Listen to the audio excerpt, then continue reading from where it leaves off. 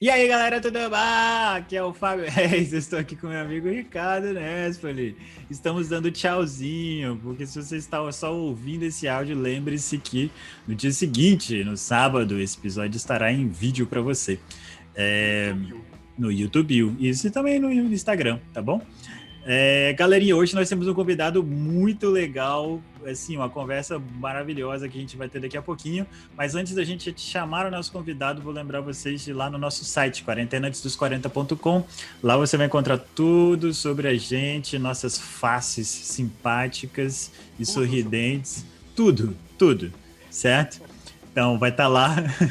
E assim, mas destacamos os nossos episódios de convidados, já que a gente está no episódio especial aqui, nós temos uma área lá só sobre os nossos convidados, os nossos episódios legais, vale a pena ir lá. E lá você também encontra maneiras de apoiar esse podcast. Então você que acha que a gente é legal, que a gente tem que ter conversas mais legais ainda, como essas que a gente vai ter hoje, você pode apoiar esse podcast, fazer uma assinatura lá de uns 5 ou 10 reais, ou comprar alguma coisa na nossa lojinha e ajudar ao Quarentena Antes dos 40 a continuar crescendo.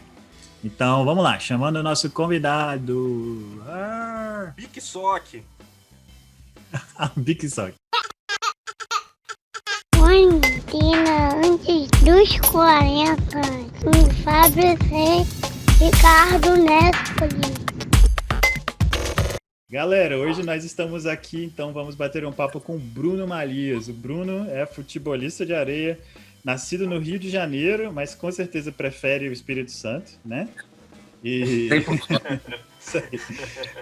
jogou na seleção brasileira e muito tempo nos times aqui no Espírito Santo, e é tetracampeão mundial, né, da Copa do Mundo de areia da FIFA, além de outras conquistas assim, realmente impressionantes, né? E aí agora a gente vai deixar o Bruno falar, que ele com certeza vai falar melhor. Então, Bruno, muito bem-vindo, obrigado por aceitar nosso convite. Você pode começar falando um pouco mais sobre você, assim, como foi a sua carreira, né? Desde o começo lá até você chegar aqui nesse sucesso todo. Bacana, valeu, Fábio, obrigado. Na verdade, nem sei se é tanto sucesso assim, mas tudo bem, né? Como não, cara? O processo é mais legal do que o resultado no final das contas sempre, né?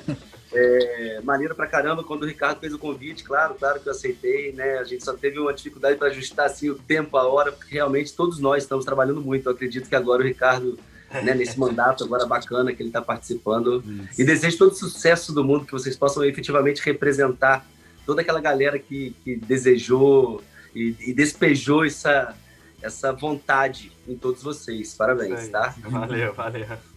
Enfim, e assim, a minha trajetória começou, acredito, como de todo menino, foi jogando futebol na escola. Geralmente a gente começa jogando futebol de salão, né? Porque as escolas, dos aparelhos esportivos que as escolas têm, geralmente tem uma quadra, quando tem, né? Então eu fui um cara que começou jogando futebol de salão, joguei futebol de salão por muito tempo na minha vida, me profissionalizei no salão, né?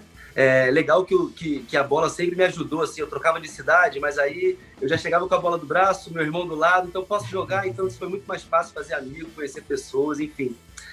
Então o futebol está presente realmente na minha vida. Depois fui estudar numa faculdade com bolsa de estudos, minha primeira assinatura na carteira como jogador de futebol de salão do Minas Tênis, então eu fui estudar na PUC, fui jogar futebol de salão no Minas Tênis com 19 anos, sabe, uma experiência muito bacana. E aí acabei voltando para o Espírito Santo logo depois e entrei na areia. E aí dei meus primeiros passos na areia. Eu lembro que era o primeiro campeonato estadual. Logo depois de uma das conquistas da seleção capixaba, né? O Espírito Santo tem uma representatividade legal no cenário nacional. Desde aquela época dos jogos de domingo de manhã, da seleção com a camisa rosa, né? Nós fomos tricampeões brasileiros e no começo disso tudo, o futebol de areia explodiu no Espírito Santo. Talvez porque o futebol de campo aqui não é tão forte, as outras modalidades não estavam tão bem. E aí a gente surgiu como era um momento legal também, porque, só fazer um parênteses aqui com a política, o Espírito Santo estava sendo lembrado daquelas questões com o José Inácio, era impeachment, eram umas questões horríveis que a gente estava indo para o cenário nacional falando sobre isso. E aí o futebol de areia capixaba, a gente ia para a televisão falar sobre as coisas boas do Espírito Santo. Era um orgulho mesmo, né? Era um orgulho todo capixaba. Cara, olha, eu nem acompanho muito futebol, mas já que eu tinha essa camisa rosa, cara, da seleção. Isso, cara. Aquilo era um momento de orgulho nosso. E até parou de ter um pouquinho, né? Assim, sumiu um pouco. Mas era aquele negócio assim, pô, nacionalmente isso aqui a gente é foda, né? A seleção brasileira era só capixaba, o técnico era capixaba, era sinistro, né, cara? E assim, isso é bacana pra gente, que a gente acaba valorizando a gente mesmo, a gente percebe que a gente pode, né? Não sei, né? Hoje a gente tem a Wine, por exemplo, que é um grande orgulho nosso, né? A gente tem a galera tá tratando com tecnologia aqui no Espírito Santo, isso é legal pra caramba, né? Mas a gente precisa de algumas iniciativas assim no esporte. O esporte é bacana, o esporte representa, né, cara? O esporte, enfim, a cultura também, nossa, precisa ter esse investimento. E acabou por quê? Acabou porque a gente passa por uma crise no futebol de areia, uma crise de poder lá em 2010, né? E aí acabam os campeonatos que a gente jogava com a camisa do Espírito Santo e surgem os clubes, né? E aí a gente tem um novo momento, enfim. E aí a gente está 10 anos tentando se reorganizar, vocês percebam. A gente tem menos jogos, né? A gente tem menos atletas capixabas jogando. Isso, infelizmente, aconteceu. É verdade. Eu lembro, nessa época, era muito comum, né? Tipo, muitos campeonatos aconteciam aqui nas areias, né? De Vitória, não? De futebol de areia, de vôlei. Acontecia muita coisa aqui, era até engraçado, né? E eu não sei assim, exatamente por quê. Eu sei, isso faz parte do investimento público, geralmente, né? Porque esses investimentos, esses grandes eventos, são bancados com recursos públicos. Claro que você tem uma organização particular por trás, geralmente uma empresa de marketing, alguém que está vendendo aquilo também. Mas é vontade, né? É vontade do gestor público de ter o esporte como protagonista na sociedade. Mas também não adianta você enfiar dinheiro num campeonato que vai acontecer durante uma semana se suas escolinhas não tem bola, não tem, sabe? Sim. É necessário um legado, é necessário um planejamento para que isso dê certo. Agora, eu acredito, né, em novos tempos para o esporte. A gente tem outras ferramentas hoje em dia também, né, para a gente conseguir isso. Enfim, por exemplo, o campeonato de vôlei, esse do Banco do Brasil que a gente assiste rodando o Brasil inteiro, que continua acontecendo, é através de um mecanismo bacana que é a Lei de Incentivo ao Esporte do governo federal.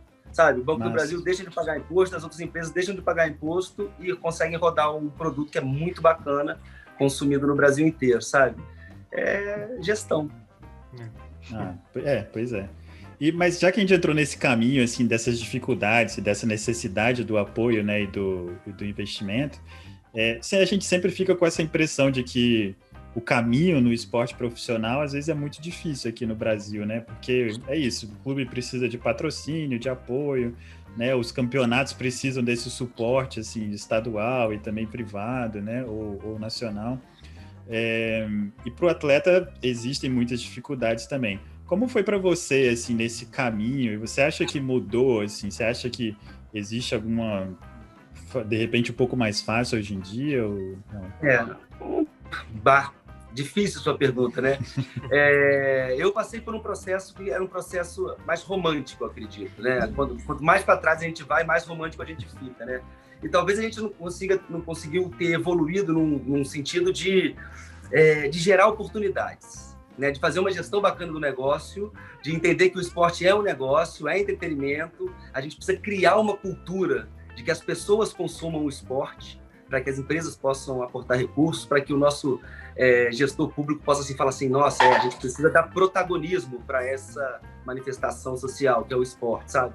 Então, eu acredito nesse processo todo, assim, mas a minha mesmo, assim, era mais romântico, né? E eu sempre fui enfim, a gente fala que os atletas do Espírito Santo, aqueles que deram certo, né, que estão lá na ponta, não estou dizendo de mim, não, estou dizendo aqueles lá na ponta mesmo. O Alisson, que é um atleta olímpico, os caras que jogam futebol de campo, o Maxwell, sabe, o Sávio, esses caras são heróis. São heróis porque realmente num estado que a gente não tem investimento, que a gente tem muita dificuldade, conseguem passar por todo esse processo, que não é fácil, e conseguem vencer, realmente muito difícil. Vai evoluindo no processo, a gente vai percebendo que a gente tem necessidade de ambientes mais profissionais, enfim, que gerem mais oportunidades.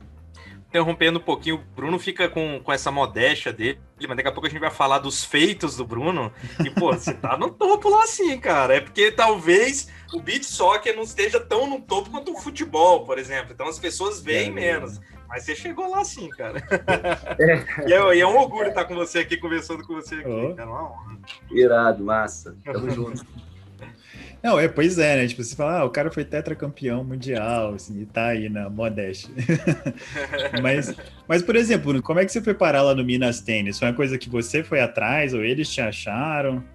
Porque você saiu daqui para estudar lá, foi isso? Legal. Minha primeira experiência, assim, de relação profissional com futebol foi com 13 para 14 anos. Eu estudava no Colégio Nacional, aí a minha mãe precisou pedir bolsa de estudos, né? Porque eu estava estudando no colégio, enfim, e o colégio montou uma equipe de futsal. Então eu deixei meus amigos no Álvares, eu jogava no Álvares e fui jogar futsal no Nacional. Sabe assim, então esse processo da minha vida sempre começou desde cedo. Aí eu voltei para o Álvares logo depois e fiz um grande campeonato brasileiro juvenil. A época que tinha investimento no esporte, que a gente tinha um campeonato brasileiro de futebol de salão, foi lá no Álvares. Álvares agora não tem nem mais quadra, é uma escola.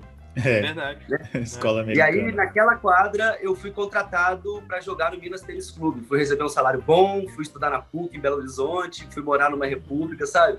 Foi ali, jogando futsal no Campeonato Brasileiro de Juvenil, no Álvares Cabral. Eu jogava pelo Álvares Cabral. A gente foi 4º lugar no campeonato. Cara, que legal, né? Tem muito disso, né? Olheiro, gente que vê. Cara, eu tenho a história de um conhecido meu que foi jogar futebol de campo na Irlanda. E ele foi descoberto num churrasco, cara. Que mentira, gente. Num churrasco, aí sei lá porque tinha um cara que era olheiro, sei lá, o cara levou ele pra Irlanda do Norte, eu acho. E ele jogou, tipo, a Copa da UEFA, sabe? Tipo, não a Champions League, né? Aquela segunda. Não sei, não deve ser tão difícil jogar bola na Irlanda do Norte, não né? Deve, cara. Rapaz, cara, eu vou completamente furar nosso roteiro aqui, fazer uma pergunta que eu sempre pensei. Cara, na época das vacas magras do Flamengo, você é flamenguista como eu, quando o Flamengo tava no sal, quase sendo rebaixado, e você tava no auge, você nunca pensou em perguntar, porra, vocês não deixam jogar, não? Me dá uma brechinha, né? Cara, eu sempre pensei isso. Por que o Bruno não pede pra jogar no Flamengo, cara? Eu lembro o Falcão saindo do futsal pra ir pro São Paulo, eu sempre pensei, por que, cara? Tipo, o time, o nosso atacante é o Negreiros. Eu tenho certeza que o Bruno joga melhor que o Negreiros, cara. Naquela época, eu sou rubro-negro e apaixonado pela arquibancada, né? Se tem uma coisa que carrego comigo desde o Rio de Janeiro, é a arquibancada. Eu amo o Maracanã. E aí eu nem me enxergava dentro do campo, eu me enxergava na arquibancada, você acredita?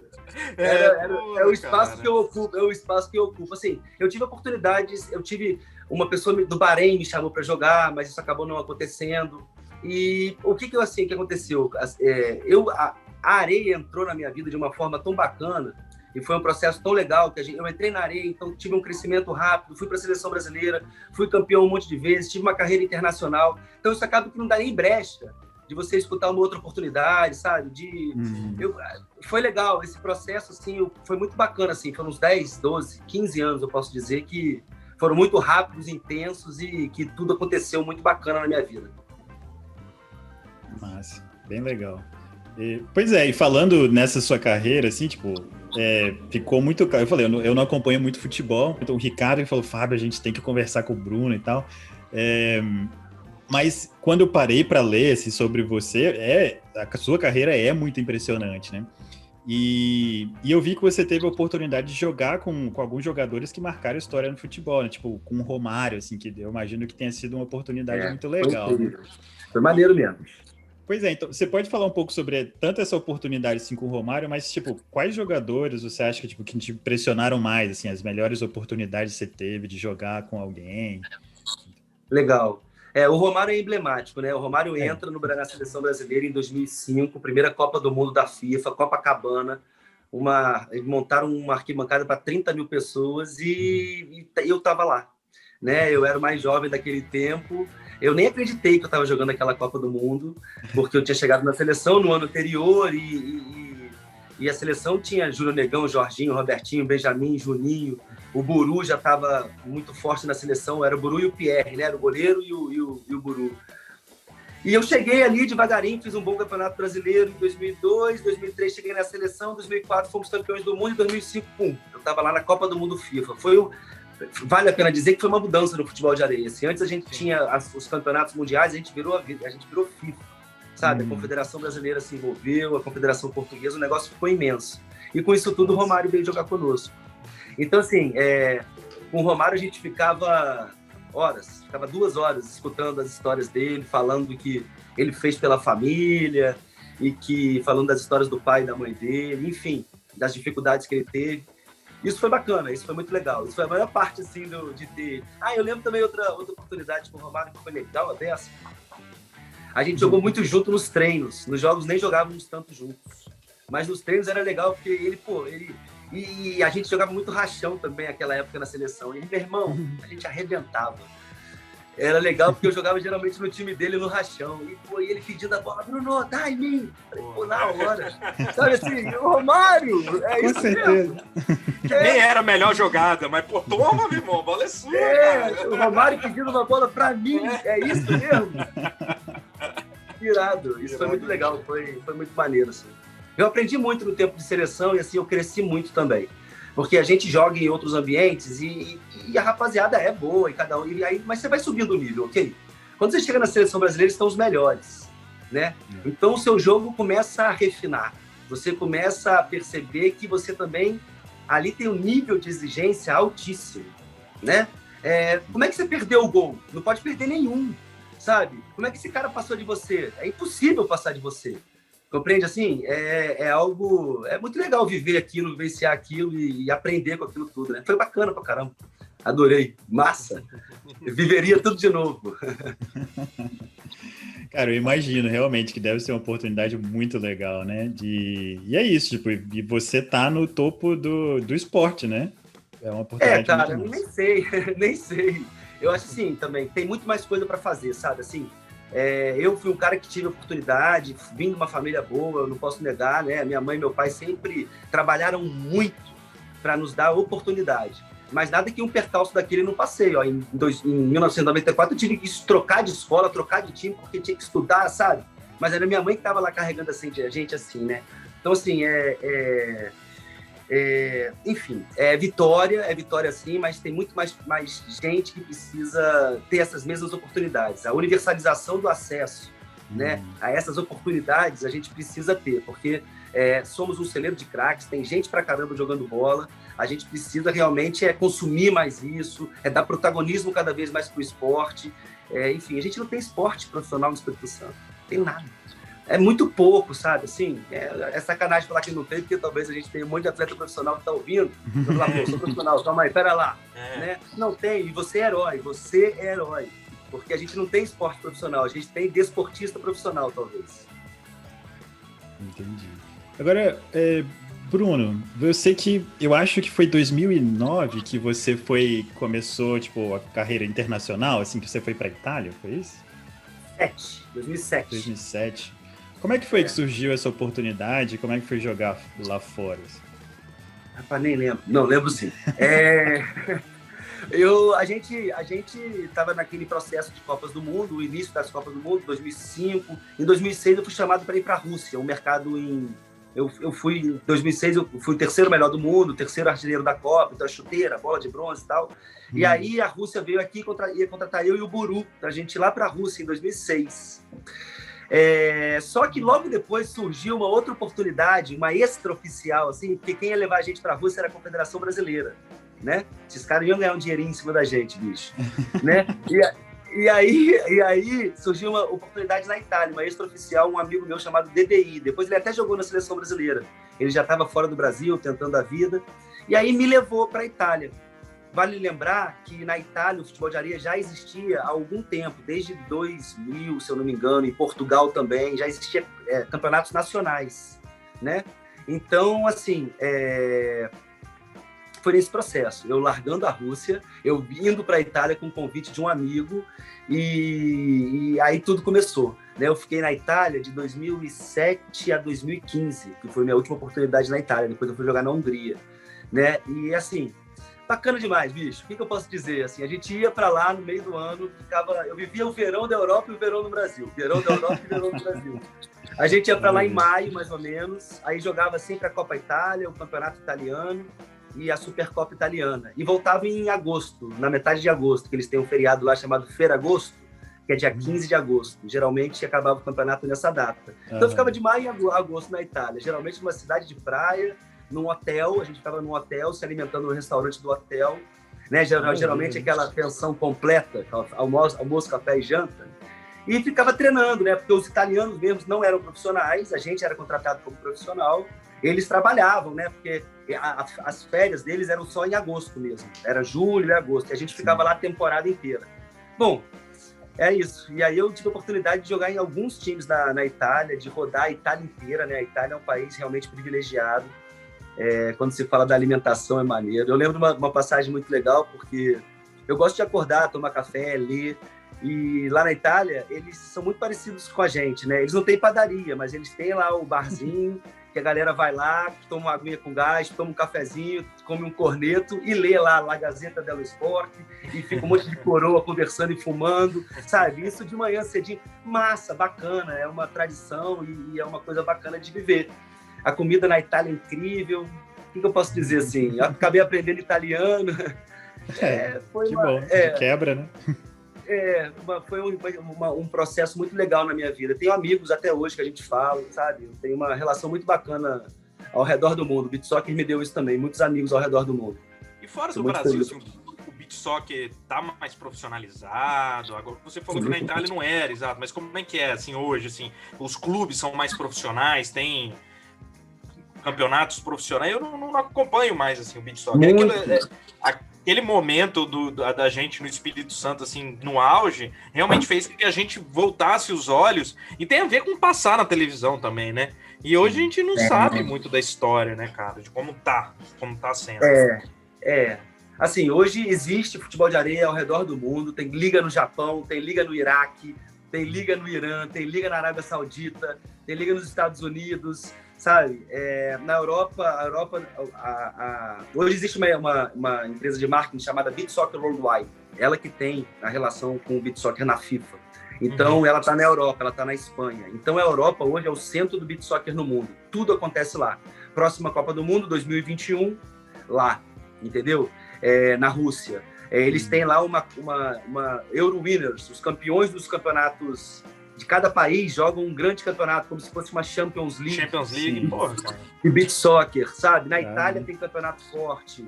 Na Rússia é o campeonato mais forte do mundo, talvez, sabe? Caramba. Portugal também. Enfim, o beach soccer se profissionalizou lá fora porque as federações entraram de cabeça. Federação Portuguesa de Futebol, Federação Russa de Futebol, Federação Italiana de Gioco Calcio, né, que é diferente. Enfim, eles entraram de cabeça, entraram no jogo e fazem campeonatos, né? É isso que eu digo, assim, a gente precisa de campeonatos. Se tiver campeonato, eu consigo botar um time, consigo mostrar para o patrocinador que tem campeonato, que tem um calendário, consigo pagar o atleta, sabe? Tem toda uma... que precisa acontecer, que precisa o esporte virar profissional, é isso. No Brasil, o que a gente tem? Um campeonato brasileiro de uma semana. Pois é. Aí é difícil sustentar o esquema inteiro, né? Eu tive uma equipe, o Rio Branco Beach Soccer, né? E aí eu tive patrocínio no primeiro ano, foi muito legal. No segundo ano já foi um pouco mais difícil, no terceiro ano acabou. Por quê? Eu ia na empresa e falava assim, pô, pessoal, olha, patrocínio, Rio Branco, tal, vai jogar aqui comigo, tal, não sei o que, não sei o que. O cara falou assim, beleza, quando? Eu falei, não sei. Como assim não sabe? É porque não tem calendário, então, sabe? Pô, não tem... Gente. Então, e aí o cara vão pensa... botar dinheiro, né? Exato. Né? Vou botar dinheiro, tá doido? Botar dinheiro pra vocês ficarem treinando aí, né? Não faz sentido. Entendeu, né? Então é mais ou menos isso. Aí o que aconteceu comigo? Eu fui fazer campeonato. Eu faço campeonato hoje em dia. Eu comecei aí... Cara, é processo, compreende assim? É processo. Parei de jogar, virei treinador, tenho oportunidades como treinador ainda fora do Brasil e não abro mão disso, acho que isso é muito bacana. Ganha bem, vou para fora do Brasil, levo minha família, sabe? Cresço pra caramba, aprendo pra caramba, né? E aí temos hoje uma associação, uma instituição, então a gente faz campeonato, a gente fomenta o esporte no Espírito Santo, justamente porque não tem. A gente hoje ocupa o lugar de uma federação, por exemplo, porque eles não ocupam os lugares deles, sabe? Enfim, é isso, assim. Pois é. Então, você começou a falar sobre essa oportunidade de trabalhar como treinador, né, fora do Brasil, inclusive. O Ricardo que mencionou comigo, assim, nossa, ele, tipo, treinador da seleção de Seychelles, que é um arquipélago na África e tal. Eu falei, caramba, que legal, né? Tipo, e aí eu fui ler sobre o assunto, porque meus conhecimentos sobre Seychelles são limitados, né? Mas... Ficou impressionado, Seychelles. Mas fiquei impressionado, parece um lugar muito bonito e tal. E eu vi que a capital se chama Victoria, né? Por causa da rainha da Inglaterra e tal. E tipo assim, é um arquipélago e é muito pequenininho, né? Pelo que eu vi, tipo assim, o país inteiro tem tipo 90 mil habitantes e tal. Cara, como foi que isso aconteceu? Como que esses caras te acharam? E como que é essa experiência, assim, tipo, de você ir lá treinar os caras lá? Então, em 2013, minha última Copa do Mundo, em 2014, eu viro instrutor FIFA. Faço um curso da FIFA em Dubai e viro instrutor FIFA. Massa. E aí comigo outros profissionais também, né? E, enfim, eu fiz uma história no Beach Soccer. E aí, em 2015, um desses amigos do Beach Soccer me convidou para ser treinador em Seychelles. Ele era treinador do Japão, instrutor FIFA também, foi lá em Seychelles dar um curso, deu o curso, voltou lá para o Japão para continuar treinando no Japão e falou assim: Marias, tem uma oportunidade legal lá em Seychelles, os caras estão contratando, você topa? Eu confesso, cara, que eu pensei 2 vezes, né? Mas, bicho... No Google, viu o que era Seychelles, né? Veja bem, África, lá do outro lado da África, né? Não é a África que a gente conhece, a África do Sul, sei lá. É o outro... A parte árabe da África, compreende assim? Egito, assim, em cima. Do outro lado, em cima de Madagascar, um arquipélago pequenininho, é isso aí, 90 mil pessoas. Eu falei, Aline, o que eu faço com a minha mulher, né? Porque minha mulher é minha parceiraça nesse processo, né? Não é mole. Eu já com criança pequena, 2 meninos. Aí eu, numa noite dessa assim, eu falei, quer saber? Eu vou. A gente só tem uma vida, bicho. Eu nunca mais vou ter uma oportunidade de morar em Seychelles, de trabalhar em Seychelles, sabe? De conhecer um espaço como aquele. Posso te falar? Tô até arrepiado. Irmão, é outra parada. É um mundo... O coração das pessoas funciona lá, sabe? É um país que é independente há, sei lá, 30 anos. 1978, se eu não me engano. 40 anos, sabe? É surreal, assim. As pessoas muito boas, o ambiente muito natural, muita dificuldade, né? Dificuldade para se alimentar, né? Porque lá eles, apesar de ser lindo, maravilhoso, digita aí, escreve Seychelles e vê as fotos de Seychelles. É impressionante. É maravilhoso. Eu fiz isso, nossos ouvintes precisam fazer, porque as praias são realmente, tipo, paradisíacas. Agora sim, para alimentação difícil, porque é uma ilha muito pequenininha, e eu acredito que não devam passar ali grandes rotas internacionais com muitos produtos, sabe? Então eu comia basicamente frango, peixe, batata, sabe? Não tinha muita verdura, é uma ilha, cara. Então, agora, a parte das belezas naturais e das pessoas era algo incrível. Lá eles falam creole, eles falam inglês, francês e creole. Cara, incrível. Incrível. Eu só morei em lugar louco, né? Na Hungria, os caras falam húngaro. Húngaro você não entende nada. Húngaro não tem vogal, né? É irado, assim. Eu já morei na África, morei no leste europeu, sabe? São coisas assim que as pessoas... Não é no tradicional. Isso, fui fora da linha do Ocidente. Fora do eixo, né? completamente. Exato. Mas legal pra cacete, que tudo é experiência, bicho. Seychelles foi incrível. Tem uma passagem de Seychelles que é legal. Nós jogamos 2 campeonatos lá. No primeiro campeonato, era um campeonato da COSAFA, que eles têm uma federação das pequenas ilhas entre África e Ásia. Né? Ilhas Maurício, Seychelles, Madagascar, tem pequenos arquipélagos ali, uma porção deles. E aí nós ganhamos de Malawi. Foi a primeira vitória de Seychelles da história.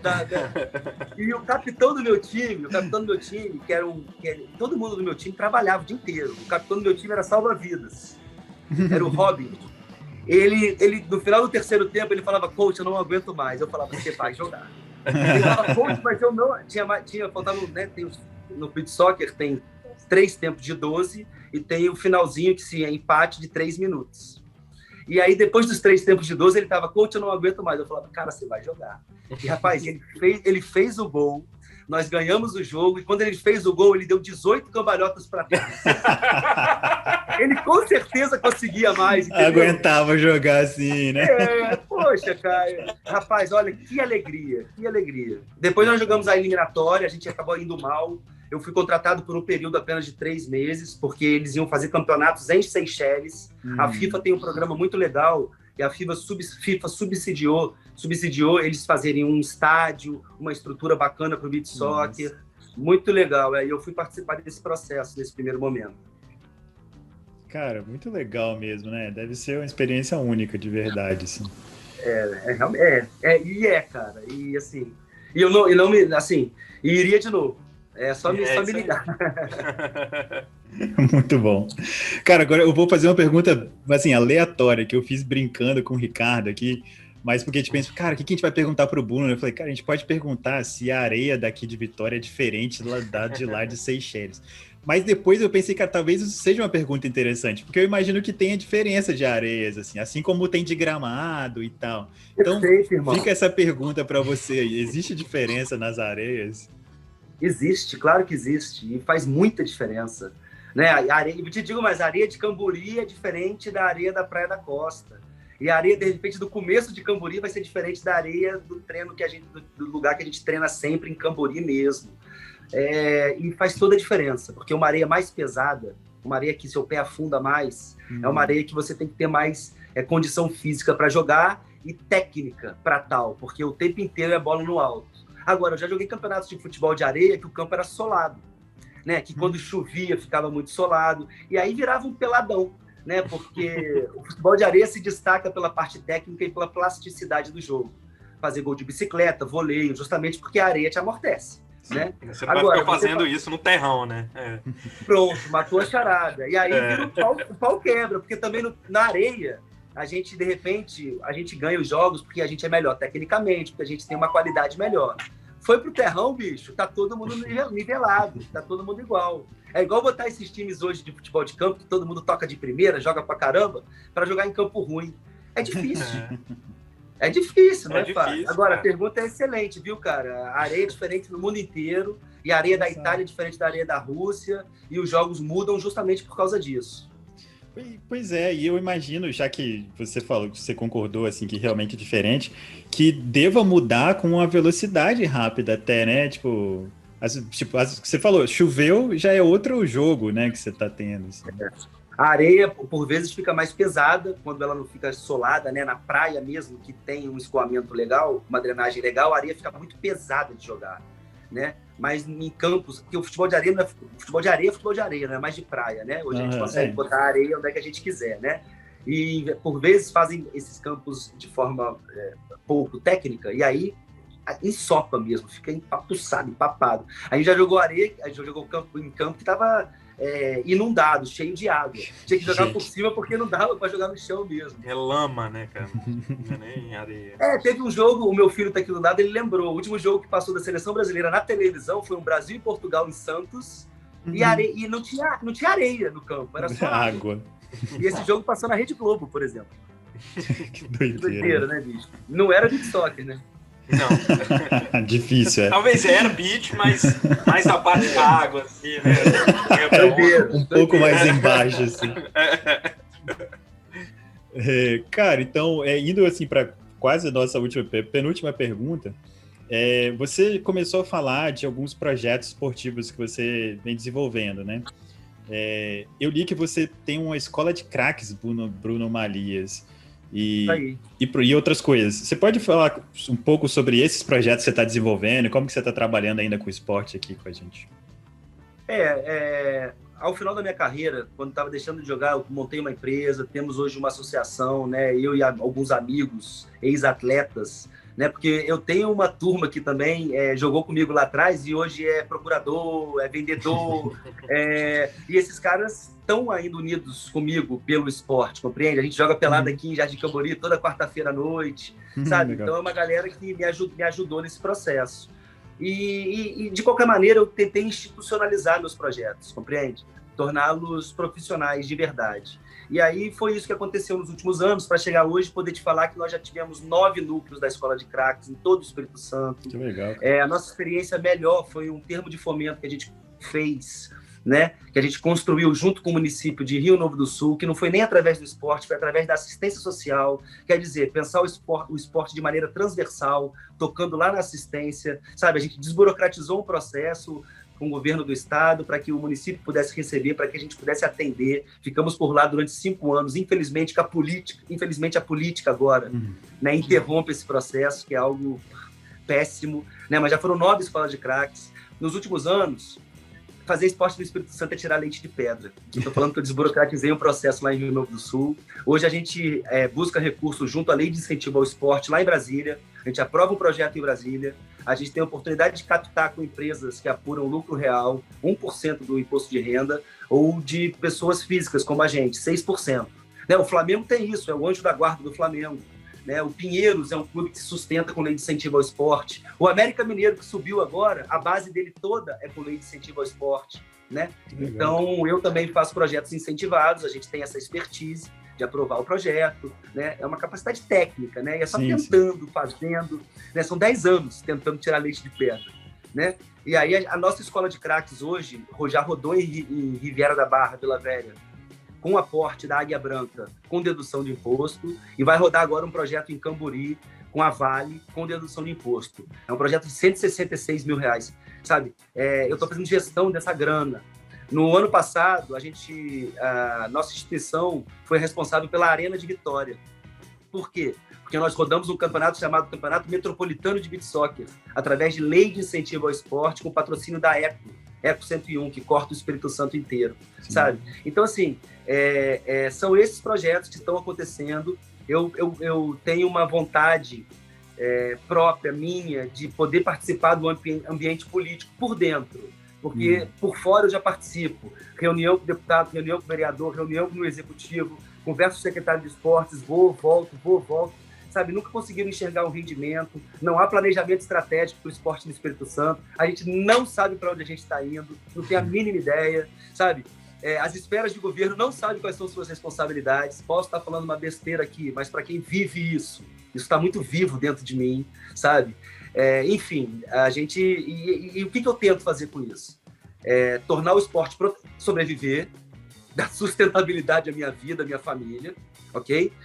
Tornar o esporte protagonista na nossa sociedade do movimento, cara. O desportista, o cara que corre na rua, o cara que quer preservar aquele ambiente, o cara que anda de bicicleta. Não estou falando só de futebol, compreende? Se a gente tiver uma sociedade ativa, sociedade do movimento, a gente economiza grana na saúde, sabe? Enfim, né? A gente fala muito, o nosso prefeito eleito foi eleito agora, de Vitória, foi eleito falando da saúde da família, de voltar com a prevenção. E é isso mesmo, o caminho é esse, o esporte está nesse caminho. Agora, me inicia um processo com uma porção de armas para cima. Péssimo. E a galera do esporte estava batendo os palmos com aquele monte de arma. Eu falei, pessoal, não é isso. Não. Não é isso. Tinha que ter livre bola ali em cima, é outra parada. Mas eu concordo também que a gente precisa tomar conta da nossa guarda municipal. Enfim, e é isso, assim. E a gente dá oportunidade de verdade para as pessoas que têm vocação esportiva, ou que querem participar desse processo, ou que querem, e seja o esporte de rendimento, gerando emprego e renda, seja o esporte de participação, aquele que a gente desenvolve o gosto pela modalidade, uma sociedade do movimento no futuro, uma sociedade que precisa menos de ir para o médico, porque tem a prevenção junto disso, né? E esse esporte de participação que ensina princípios e valores, né? Que eu acho que é o fundamental. O contraturno está aí para isso, o esporte pode entrar muito bem apoiando as atividades no contraturno escolar. Bom, é mais ou menos isso, assim, o que eu tenho feito, tenho pensado. Desejo muito realmente participar por dentro desse processo político, né, de discussão de políticas públicas, justamente porque eu acredito que o esporte não é protagonista e as pessoas que hoje defendem o esporte o fazem por puro, sei lá, ou é romantismo, ou é política, porque eu não vejo realmente... enfim, relação ou credibilidade para tal. Entendi. Cara, pois é, né? Eu concordo plenamente com você que há essa necessidade, né, da gente valorizar o esporte de várias formas diferentes e dar oportunidade para essas pessoas, né? Tipo, pessoas se tornarem esportistas e conseguirem viver disso e tal. É uma oportunidade legal, com certeza. Mas assim, nosso tempo vai chegando no fim e nossa última pergunta, então, é que a gente sempre pede para as pessoas darem algumas dicas, né, para os nossos ouvintes, já que a nossa proposta principal é ajudar as pessoas a ocuparem um tempo na quarentena que parece que não acaba nunca, né, essa pandemia. Então, Bruno, já agradecendo a você assim, por tudo isso, por toda essa conversa, mas deixa para a gente também algumas dicas aí, pode ser qualquer coisa que você acha interessante que as pessoas possam fazer aqui durante a pandemia, manda ver, vai lá. Tipo, tolere, né? Tolere.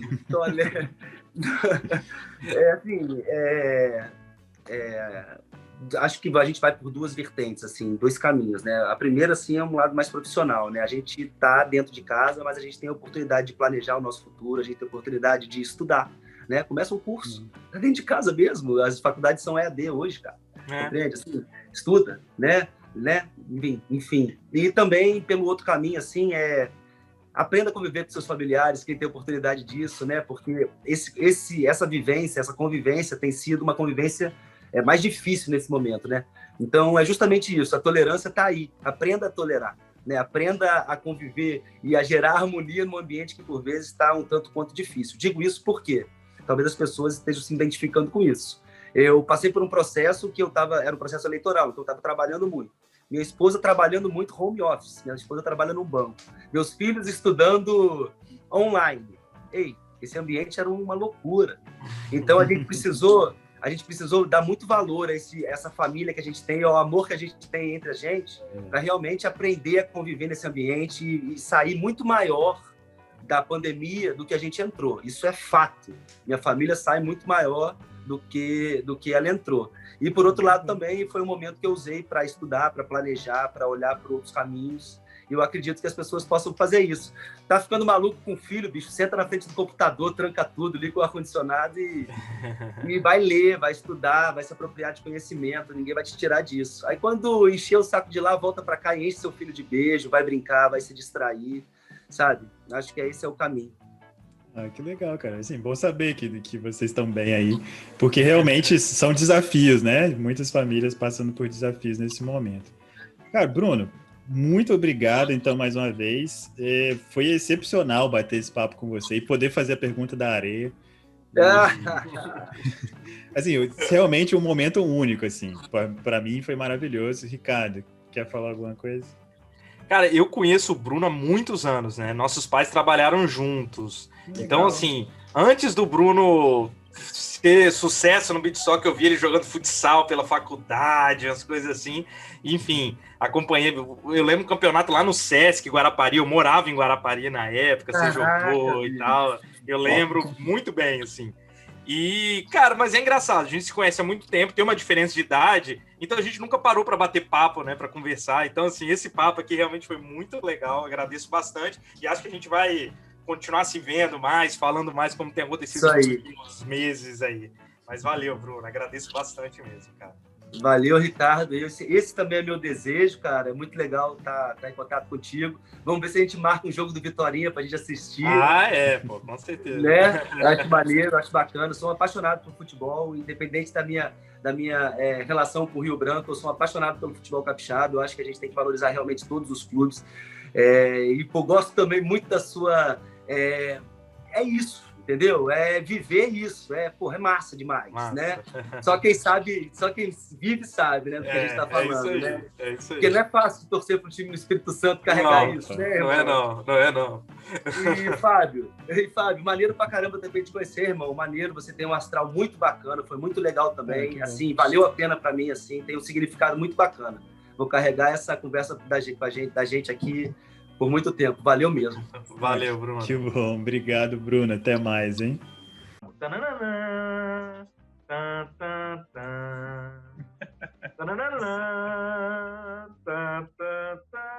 Povo, então é isso. A gente agradece mais uma vez ao Bruno Marias. Maluco, que legal que foi bater esse papo. Foi muito bom mesmo. Não é todo dia que a gente chega aqui e fala com uma pessoa que é 4 vezes campeã mundial aí da FIFA. Então, realmente excepcional.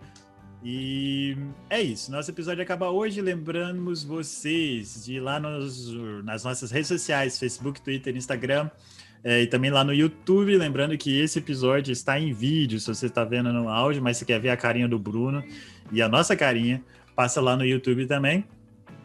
E é isso. Voltamos terça-feira, então. Valeu. Beijos. Valeu.